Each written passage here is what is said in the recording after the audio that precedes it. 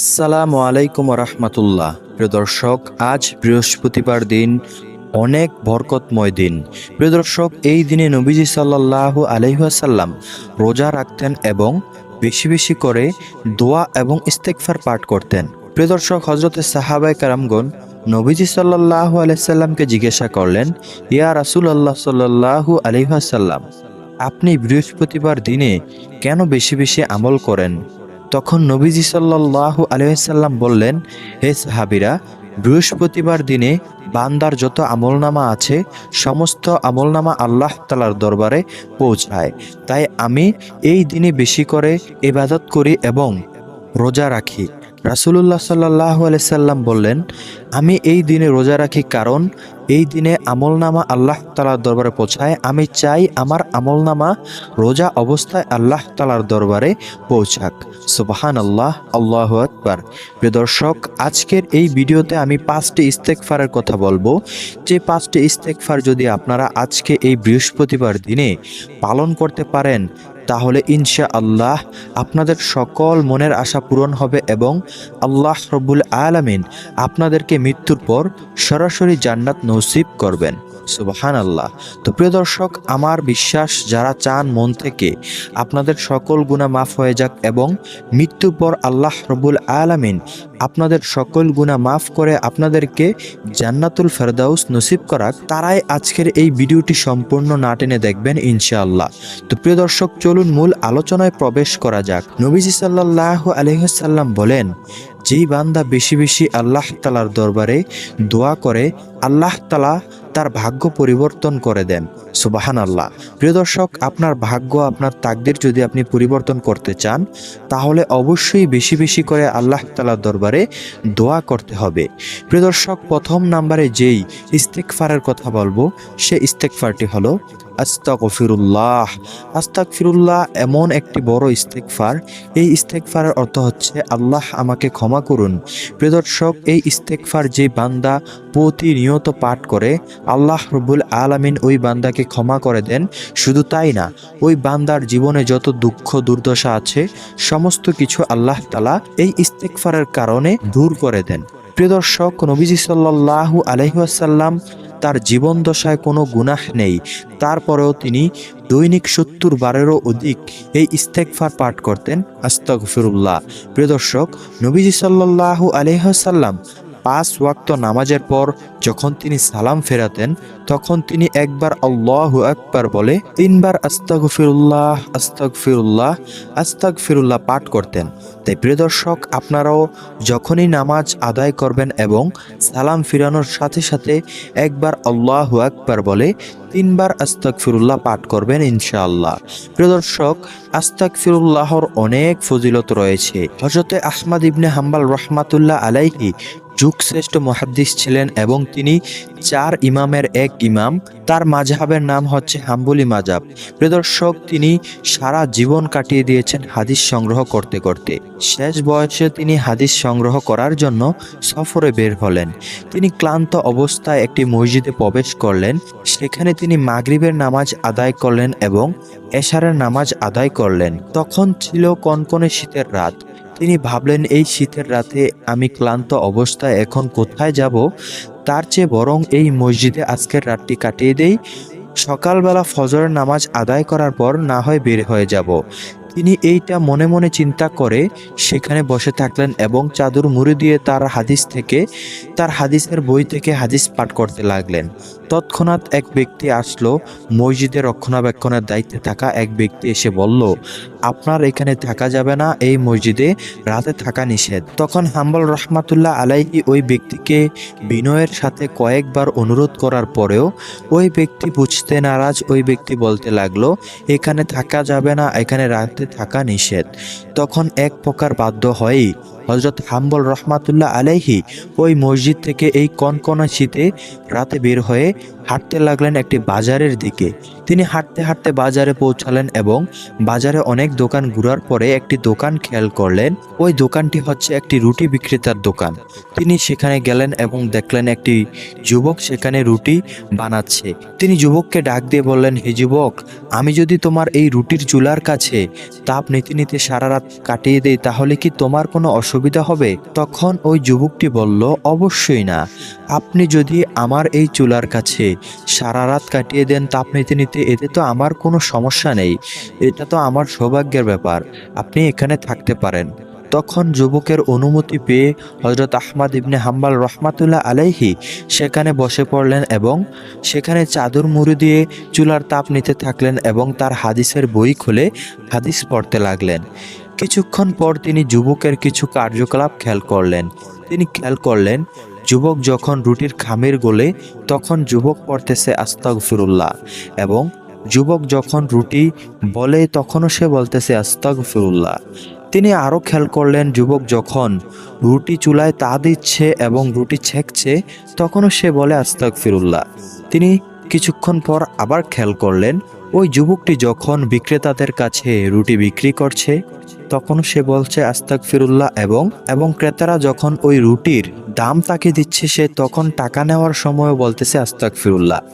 এইটি দেখে তখন হযরত আহমদ ইবনে হাম্বল রহমাতুল্লাহ আলাইহি কৌতূহলের বশিত হয়ে তিনি বললেন, হে যুবক, আমি অনেকক্ষণ যাবৎ তোমার কিছু কার্যকলাপ খেয়াল করছি। আমি দেখতেছি তুমি সমস্ত কাজের বেলায় আস্তাগফিরুল্লাহ পাঠ করছো।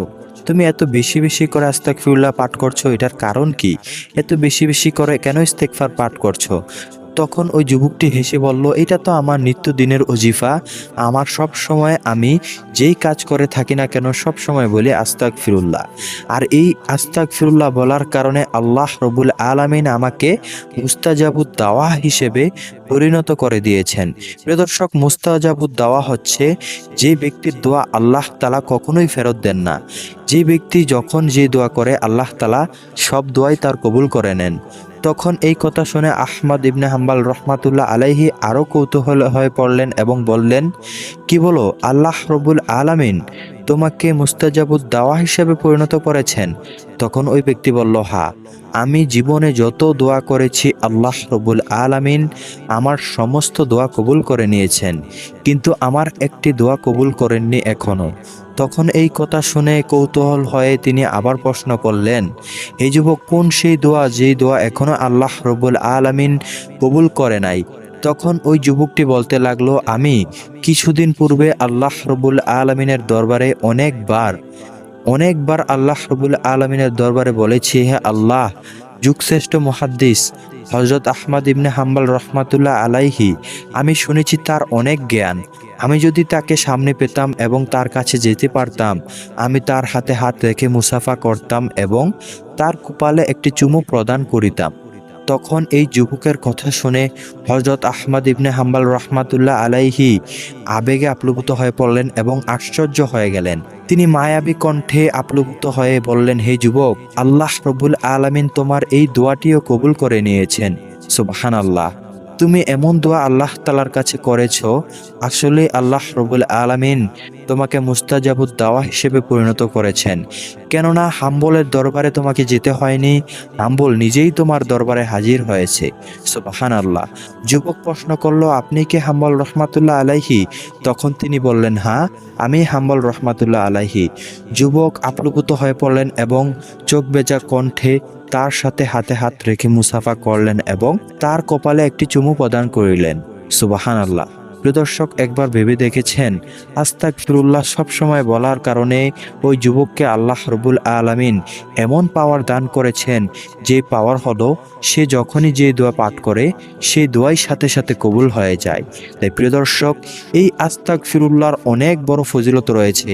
আপনি যদি মন থেকে সব সময় এই ইস্তেগফারটি পাঠ করেন, অবশ্যই আপনিও যেই কোনো দোয়াই করেন না কেন, আল্লাহ রব্বুল আলামিন যদি একবার আপনাকে মুস্তাজাবুদ দাওয়া হিসেবে কবুল করে নেয়, তাহলে আপনার আর কোনো দোয়াই আল্লাহ তাআলা ফেরত দেবেন না। তাই বেশি বেশি করে এই ইস্তেগফারটি পাঠ করবেন, আস্তাগফিরুল্লাহ। প্রিয় দর্শক, দ্বিতীয় নাম্বারে যে ইস্তেগফারের কথা বলবো সেই ইস্তেগফারটি হলো রাব্বিক ফিরলি ওয়াতুবু আলাইয়া ইন্নাকা আনতাত তাওয়াবুর রহিম। প্রিয় দর্শক, আমি আবারও বলছি, মনোযোগ সহকারে শুনুন। রাব্বিক ফিরলি ওয়াতুবু আলাইয়া ইন্নাকা আনতাত তাওয়াবুর রহিম। এই ইস্তেগফারটির অর্থ হচ্ছে, হে আমার রব, আমাকে ক্ষমা করে দিন এবং আমার তওবা কবুল করুন। নিশ্চয়ই আপনি তওবা কবুলকারী এবং দয়ালু। প্রিয় দর্শক, এই ইস্তেগফারটি আপনারা বেশি বেশি করে বৃহস্পতিবার দিনে আসরের নামাজের পর আদায় করবেন ইনশাআল্লাহ। তৃতীয় নাম্বারে যে ইস্তেগফারের কথাটি বলতে যাচ্ছি, সেই ইস্তেগফারটি হলো আস্তাগফিরুল্লাহ আল্লাযী লা ইলাহা ইল্লা হুয়াল হাইয়ুল কাইয়্যুম ওয়া আতুবু ইলাইহি। প্রিয় দর্শক, আমি আবারও বলছি, মনোযোগ সহকারে শুনুন। আস্তাগফিরুল্লাহ আল্লাযী লা ইলাহা ইল্লা হুয়াল হাইয়ুল কাইয়্যুম ওয়া আতুবু ইলাইহি। এই ইস্তেগফারটির অর্থ হচ্ছে, আমি আল্লাহর কাছে ক্ষমা প্রার্থনা করছি, যিনি ব্যতীত কোনো উপাস্য নেই, যিনি চিরঞ্জীব, সবকিছুর ধারক, এবং আমি তার কাছেই তওবা প্রার্থনা করছি। প্রিয় দর্শক, এই ইস্তেগফারটি আপনারা বেশি বেশি করে পাঠ করবেন ইনশাআল্লাহ। প্রিয় দর্শক, অনেক মানুষ রয়েছে এই ইস্তেগফারের আমল করে অনেক ফজিলত পেয়েছে। এক ভাই তার চাকরির জন্য অনেক কান্নাকাটি করত এবং অনেক খোঁজাখুঁজি করত, তারপরেও সে চাকরি পাচ্ছিল না। তারপরে একদিন সে ইস্তেগফারের আমল করা শুরু করে। আল্লাহ তাআলার রহমতে সে ইস্তেগফারের আমল করার পরে সে দ্রুত তার চাকরি খুঁজে পায় এবং আল্লাহ রব্বুল আলামিন তাকে রিজিকের ব্যবস্থা করে দেন। সুবহানাল্লাহ। প্রিয় দর্শক, এমনও অনেক বোন রয়েছে, তাদের কোনো বাচ্চা হয় না, কিন্তু তারা এই ইস্তেগফারের আমল শুরু করার পর আল্লাহ রব্বুল আলামিন তাদেরকে সুখবর দিয়েছেন। সুবহানাল্লাহ। প্রিয় দর্শক, এমন অনেক মানুষ রয়েছেন যারা তাদের বিপদের সময়, বিপদগ্রস্ত অবস্থায় আল্লাহ রব্বুল আলামিনের কাছে ইস্তেগফারের আমল করার ফজিলতে আল্লাহ রব্বুল আলামিন তাদের সেই বিপদ কাটিয়ে দিয়েছেন, সেই রোগ বলাই কাটিয়ে দিয়েছেন। এমন অনেক মানুষ রয়েছে যারা এই ইস্তেগফারের আমল করে ঠকে নাই। প্রিয় দর্শক, তাই আপনারাও এই ইস্তেগফারের আমল করবেন ইনশাআল্লাহ। আপনাদেরও সকল মনের আশা আল্লাহ রব্বুল আলামিন পূরণ করবেন। প্রিয় দর্শক, চতুর্থ নাম্বারে যে ইস্তেগফারের কথাটি বলবো, সেই ইস্তেগফারটি চলুন আমরা জেনে নেই। আল্লাহুম্মা গফিরলি ওয়ারহামনি ওয়া আতুবু আলাইয়া। প্রিয় দর্শক, আমি আবারও বলছি, মনোযোগ সহকারে শুনুন। আল্লাহুম্মা গফিরলি ওয়ারহামনি ওয়া আতুবু আলাইয়া। হে আল্লাহ, আমাকে ক্ষমা করে দিন এবং আমার প্রতি রহম করুন ও আমার তওবা কবুল করুন। সুবহানাল্লাহ। প্রিয় দর্শক, এই ইস্তেগফারটি অনেক মূল্য রয়েছে। আপনারা এই ইস্তেগফারটি যখন পাঠ করেন, আল্লাহ রব্বুল আলামিন আপনাদেরকে ক্ষমা করে দেন এবং আপনাদের উপর রহমত বর্ষণ করতেই থাকেন। সুবহানাল্লাহ। তাই প্রিয় দর্শক, বেশি বেশি করে এই ইস্তেগফারটি পাঠ করবেন। নবীজি সাল্লাল্লাহু আলাইহি সাল্লাম বলেন, যদি কোনো বান্দা উত্তপ্ত মরুভূমির মাঝখানে তার উটটি হারিয়ে ফেলে, যে উটটির পিঠের ভিতরে ছিল পানি এবং খাবার, সে উটটি হারিয়ে ফেলে এবং উটটি খুঁজতে খুঁজতে ক্লান্ত অবস্থায় গাছের নিচে শুয়ে ঘুমিয়ে পড়ে এবং ঘুম থেকে উঠে দেখে সেই উটটি তার পাশেই হাজির রয়েছে, সে যতটা না খুশি হবে, এর থেকেও আল্লাহ রব্বুল আলামিন বেশি খুশি হন যদি কোনো বান্দা আল্লাহ রব্বুল আলামিনের দরবারে তওবা করে এবং আল্লাহ তাআলার কাছে ফিরে আসে। সুবহানাল্লাহ। প্রিয় দর্শক, নবীজি সাল্লাল্লাহু আলাইহি ওয়াসাল্লামকে আল্লাহ রব্বুল আলামিন তার আগে পেছনে কোনো গুনাহ নেই, সমস্ত গুনাহ মাফ করে দিয়েছেন। তারপরেও সেই মায়ার নবী প্রতিনিয়ত 70 বারেরও অধিক ইস্তেগফার পাঠ করত। তাহলে একবার ভাবুন, আমার আপনার এত গুনাহ করার পরেও কি পরিমাণ ইস্তেগফার পাঠ করা উচিত দৈনিক। কিন্তু অসহায় আমরা, দুর্ভাগ্য আমাদের, আমরা প্রতিনিয়ত ইস্তেগফার পর্ব দূরের কথা, আমরা দিনে একবারও আল্লাহ রব্বুল আলামিনকে স্মরণ করি না। তাই প্রিয় দর্শক, ইস্তেগফারের মাধ্যমে আল্লাহ রব্বুল আলামিনকে স্মরণ করাই হচ্ছে সর্বোত্তম পন্থা। তাই প্রিয় দর্শক, বেশি বেশি করে ইস্তেগফারের আমল করুন এবং কিছুদিন পরে আপনি দেখবেন এর ফজিলত। প্রিয় দর্শক, সর্বশেষ এবং পঞ্চম নাম্বারে যে ইস্তেগফারের কথা বলবো, সেই ইস্তেগফার পাঠ করলে নবীজি সাল্লাল্লাহু আলাইহি ওয়াসাল্লাম বলেন, যদি কোনো বান্দা এই ইস্তেগফার সকালবেলা পাঠ করে, সে যদি রাত হওয়ার আগে মৃত্যুবরণ করে, তাহলে সে সরাসরি জান্নাতে চলে যাবে। সুবহানাল্লাহ। তিনি আরও বলেন, যদি কোনো বান্দা সন্ধ্যায় এই ইস্তেগফারটি একবার পাঠ করে, সকাল হওয়ার আগে যদি সে রাতে মারা যায়, তাহলে সে সাথে সাথে জান্নাতে প্রবেশ করবে। সুবহানাল্লাহ। প্রিয় দর্শক, সেই ইস্তেগফারের নাম হচ্ছে সাইয়্যিদুল ইস্তেগফার, যে ইস্তেগফারকে বলা হয় ক্ষমা চাওয়ার সর্বশ্রেষ্ঠ ইস্তেগফার। প্রিয় দর্শক, চলুন আমরা সেই ইস্তেগফারটি শুদ্ধভাবে জেনে নেই এবং জানার পরেও সব সময় আমল করি। প্রিয় দর্শক, এই ইস্তেগফারটি যদি আপনারা প্রতিনিয়ত 2 বার সকালে এবং বিকালে পাঠ করেন, আমার মনে হয় না আপনাদের আর কিছুর প্রয়োজন আছে জান্নাতে যাওয়ার পথে। প্রিয় দর্শক, চলুন আমরা শুদ্ধভাবে এই ইস্তেগফারটি জেনে নেই। আল্লাহুম্মা আনতা রব্বি লা ইলাহা ইল্লা আনতা খলাকতানি ওয়া আনা আবদুকা ওয়া আনা আলা আহদিকা ওয়া ওয়াদিকা মাস্তাতাতু আউযু বিকা মিন শাররি মা সানাতু আবু লাকা বিনিহমাতিকা আলাইয়া ওয়া আবু বিজামবি ফাগফিরলি ফা ইন্নাহু লা ইয়াগফিরুয যুনুবা ইল্লা আনতা। প্রিয় দর্শক, আমি আবারও বলছি, আপনারা মনোযোগ সহকারে শুনুন।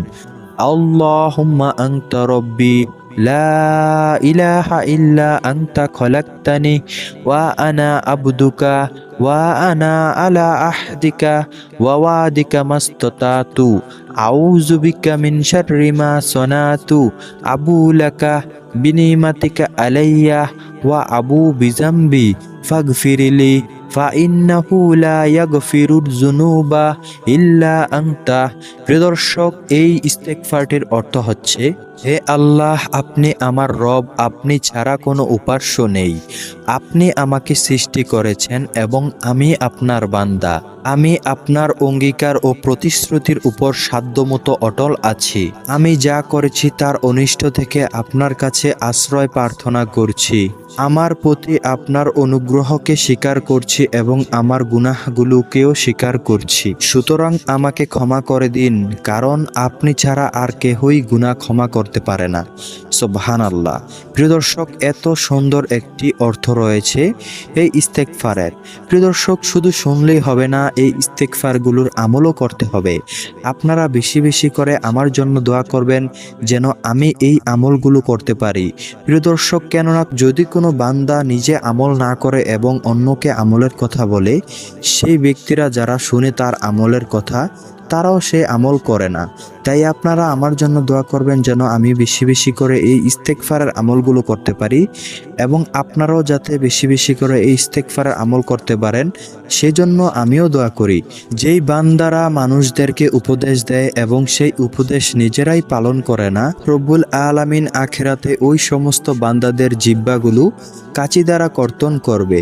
প্রিয় দর্শক, আপনারা আমার জন্য বেশি বেশি করে তাই দোয়া করবেন যেন আমি বেশি বেশি করে এই আমলগুলো পালন করতে পারি এবং আপনাদেরকে সামনের ভিডিওগুলোতে আরও বিভিন্ন আমল নিয়ে আলোচনা করে বলতে পারি। তো প্রিয় দর্শক, এই ছিল আজকের মতো ভিডিও।